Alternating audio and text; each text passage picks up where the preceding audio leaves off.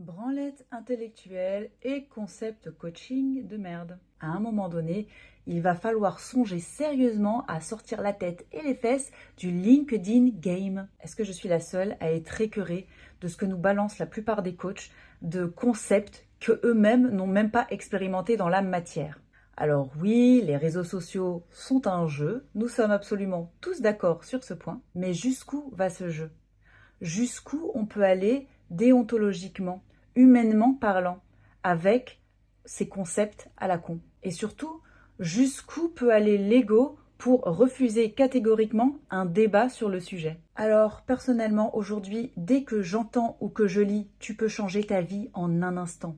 Il suffit de sortir de sa zone de confort. L'échec n'existe pas, sans aucune nuance apportée autour, avec une vulgarisation digne du film Idiocratie, sans compréhension réelle de ces concepts qui, pour la plupart, en réalité, peuvent être de vrais propulseurs, on va plonger l'être humain dans un désarroi profond et une vraie culpabilité. Car si on demande à une personne qui a vécu des traumas durant son enfance et qui aujourd'hui souffre d'anxiété chronique de sortir en plus de sa zone de confort pour changer la vie, qu'est-ce qui se passe? Parce que le quotidien est déjà un challenge en soi. Alors imaginez sortir en plus de sa zone de confort.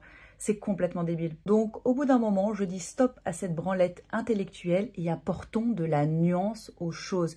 Oui, sortir de sa zone de confort quand on est arrivé à un certain stade, qu'on a le système nerveux absolument bien régulé et qu'on veut donner du peps à sa vie ou à son business, oui, carrément. Quand on n'a pas de grosses responsabilités et que l'avenir de notre famille n'en dépend pas, non, l'échec, dans un certain sens, ne peut pas exister puisqu'il s'agit d'une évolution personnelle. Changer sa réalité en un instant, oui, mais en prenant compte aussi le process qui va avec. Décider de changer sa réalité, ça prend un instant.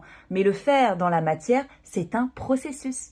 Alors, pour parler de responsabilité, prenons également notre responsabilité en tant que créateur de contenu. Même si notre audience est petite, nous ne savons pas qui nous allons toucher avec nos mots. Alors, par pitié, lorsque vous exposez un concept, faites-le uniquement si vous l'avez expérimenté dans la matière vous-même et surtout, apportez des nuances à ce concept. Car rien n'est tout blanc ou tout noir. Et toi, quels sont les concepts actuels qui te donnent la gerbe ?